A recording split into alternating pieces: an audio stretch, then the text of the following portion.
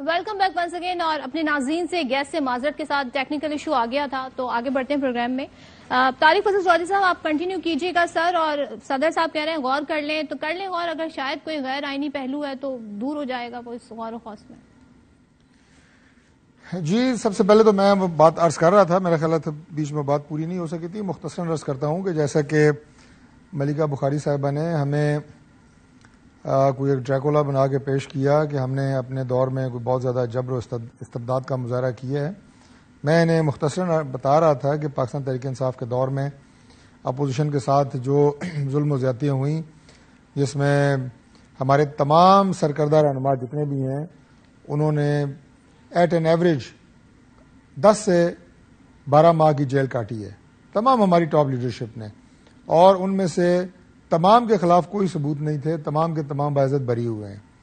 ایک بات رانا ثناء اللہ کا میں عرض کر رہا تھا کہ ان کے خلاف دیکھیں جب کوئی کیس نہیں ملا، ہیروئن ان کے اوپر ڈال دی گئی. اس سے زیادہ ظلم اور زیادتیاں کیا ہو سکتی ہیں؟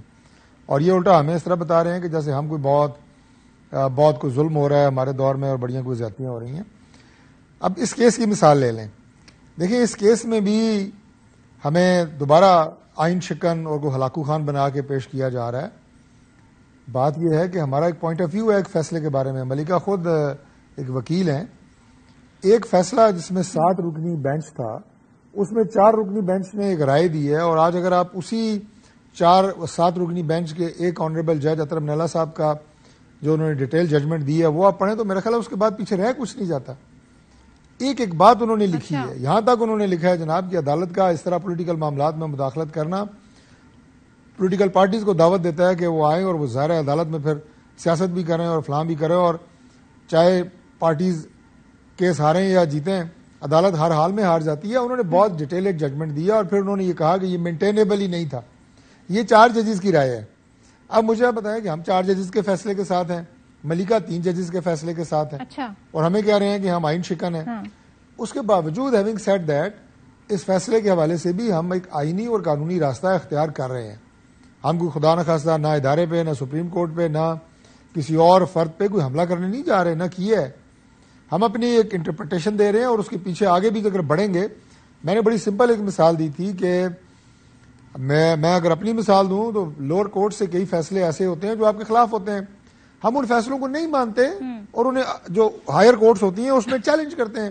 کئی دفعہ وہ فیصلے ریورس ہو جاتے ہیں، آپ جیت جاتے ہیں. ایک کورٹ سے ہارے، بڑی عدالت سے جیت گئے.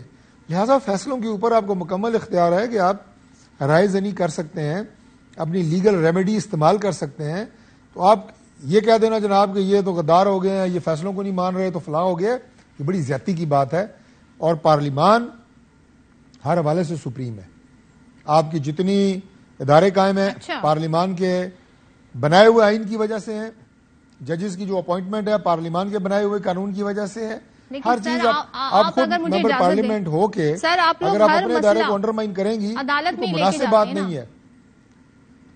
دیکھیں دوسری جو آپ نے حل کی بات کی عدالت ہی لے کے جاتے ہیں نا. جب وہاں سے کسی کے حق میں کسی کے مخالف فیصلہ آئے گا تو پھر ایسا کریں نا، عوام میں چلے جائیں، عوام فیصلہ کر دیں. اور کوئی بھی فیصلہ ہو، چاہے وہ 4 رکنی بینچ ہو، کسی نے انتخابات سے جو ہے وہ مفر نہیں کیا. سب یہ کہہ رہے ہیں جی انتخابات تو 90 روز میں ہونے چاہیے.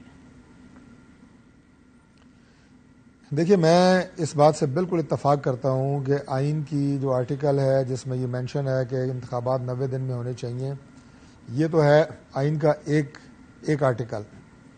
جو باقی آرٹیکل ہیں آپ انہیں کیوں بھول جاتے ہیں جس میں یہ بھی لکھا ہوا ہے کہ انتخابات 1 دن میں ہونے چاہیے؟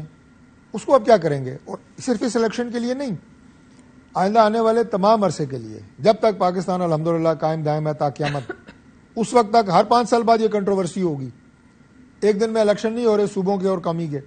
پھر آئین میں یہ بھی ہے کہ آپ کی نگران سیٹ اپ میں الیکشن ہوں گے. آج نگران سیٹ اپ میں الیکشن نہیں ہونے جا رہے. اگر یہ مئی میں ہوتے ہیں اور مئی میں پنجاب میں ہو جاتے ہیں تو مرکز کے جب قومی اسمبلی کے الیکشن پنجاب میں ہوں گے 148 سیٹس ہیں 148، ان کے الیکشن دوبارہ کنٹروورشل ہوں گے. وہاں پہ ایک پولیٹیکل پارٹی کی گورنمنٹ ہوگی. اور میں نے آپ کو بتایا ہے کہ یہ فتنہ، فساد، کنفیوژن ہر 5 سال بعد پاکستان کو اس سے 2-4 ہونا ہے. تو کیا ضرورت ہے کہ آپ ایک مستقل عذاب اس ملک کے اوپر نازل کرنا چاہتے ہیں؟ یہ جو 3 شکیں میں نے آپ کو پڑھ کے سنائی ہیں یہ بھی پاکستان کے آئین میں لکھا ہوا ہے. ان کو آپ یکسر بھول چکے ہیں. مل بیٹھ کے کوئی ایسا راستہ نکالا جا سکتا ہے کہ کہ ایک ہی دن میں ہونے چاہیے. ایک دن میں ہونے چاہیے پلس کیئر ٹیکر گورنمنٹ کے نگرانی میں ہونے چاہیے, پولیٹیکل پارٹیز کی نگرانی میں نہیں ہونے چاہیے. آج اگر پی ڈی ایم کی گورنمنٹ موجودہ مرکز میں, میرے سے آج آپ لکھوا لیں, اگر پنجاب میں الیکشن پاکستان تحریک انصاف جیتی ہے, اگر یہ مئی میں ہوتے ہیں تو وہ کہیں گے بہت زبردست الیکشن ہے. اگر نہیں جیتتی, کوئی اور ہماری پارٹی جیت جاتی ہے, تو انہوں نے اگلے 5 سال سڑکوں پہ رہنا ہے, اسمبلی میں نہیں بیٹھنا کہ جی مرکز میں ان کی حکومت تھی, انہوں نے جناب اپنا دھاندلی کی ہے. جو الیکشن کمیشن ہے اس کے اوپر ویسے ان کے الزامات ہیں, ان کو ویسے ہی گالیاں دے رہے ہیں. تو مجھے یہ بتائیں کہ کیا یہ الیکشن کر رہے ہیں, کیا الیکشن صرف وہ ہیں یا الیکشن انہوں نے صرف وہ ماننے ہیں جن کے نتائج ان کے حق میں ہوں؟ جی سوری عامر ضیاء صاحب, سر آپ بتائیے, عامر ضیاء صاحب کی طرف بڑھتی ہوں. عامر ضیاء صاحب سر آپ بتائیے, آپ اس صورتحال کو آگے کسی بھی طریقے سے سلجھتا دیکھ رہے ہیں, یا یہ جو بل ہے یہ کوئی ایک نیا تنازع بن جائے گا, پارلیمان گیا ہے پھر واپس آئے گا, پھر کیا ہوگا؟ اور جو گفتگو کر رہے ہیں ڈاکٹر صاحب, آپ اتفاق کرتے ہیں کہ آئین اگر یہ کہہ رہا ہے کہ 90 دن میں الیکشن ہو رہا ہے, تو آئین یہ بھی کہہ رہا ہے کہ ایک ہی دن میں ہونے اور نگراں حکومت کے ہی دور میں ہونے. صدر صاحب, اگر آپ بڑا منظرنامہ دیکھیں پاکستان کا تو آپ کو لگے گا کہ بحران در بحران ہے. انگریزی میں ایک ٹرم ہے پولی کرائسس, جہاں پہ ایک بحران دوسرے بحران کو بڑھاوا دے رہا ہوتا ہے. تمہاری یہاں بدقسمتی سے وہی صورتحال ہے. ہمارے یہاں سیاسی انتشار اور عدم استحکام ہے, کوئی مانے نہ مانے یہ حقیقت ہے. ہماری معیشت کا بحران بہت بڑا بحران ہے, جس پہ ہماری اتنی توجہ نہیں ہے جتنی ہونی چاہیے. اور اب سونے پہ سہاگا یہ کہ آئینی بحران اور کہتے ہیں جوڈیشل بحران بھی کھڑا کر دیا گیا ہے. تو یہ ایک بڑا منظرنامہ ہے جو کسی کے لیے بھی مطلب ہے کہ سلیپلیس نائٹس, ہماری راتوں کی نیندیں اڑانے کے لیے کافی ہے. کیونکہ جو کچھ ہو رہا ہے, اور پھر ہمیں نظر آ رہا ہے کہ جو ہمارے فیصلہ ساز ہیں اور جو فیصلہ کرنے والے لوگ ہیں, ارباب اختیار ہیں, وہ اس سیاسی بالغ النظری کا ثبوت نہیں دے رہے جو حالات کی متقاضی ہے. ہمارے یہاں اس تو کوئی بھی وہ ہے نا کہ پاکستان کے لیے کھیلنے کے لیے نکلے, عوام کے لیے کھیلنے کے لیے نکلے, ایسا نہیں ہو رہا. جمہوریت کے نام پہ جمہور کش اقدامات ہو رہے ہیں, آئین کے نام پہ غیر آئینی کام ہو رہا ہے, اور قانون کے نام پہ لاقانونیت برپا ہے. یہ اس وقت ایک نٹ شیل ہے. کام پاکستانی سے پوچھیں آپ, اس کے یہی سینٹیمنٹ, اور غالباً وہ زیادہ جذباتی ہوگی, یہ سب باتیں آپ کے گوش گزار کرے گا. اچھا, اب سارا جو مسئلہ ہے کہ جی مطلب ہے اصل بحث جو میرے خیال میں پی ایم ایل نون بڑی حد تک کامیاب ہوئی ہے اس چیز میں کہ انہوں نے کوشش کی کہ معاملے کو الجھا دیا جائے, گنجلک کر دیا جائے. آسان معاملہ ہے کہ 90 روز میں انتخابات ہونے چاہیے یا نہیں ہونے چاہیے. اچھا, اس میں بالکل ہمارے سامنے کی بات ہے کہ آئین کہتے ہیں کہ جی 90 روز میں ہونے چاہیے.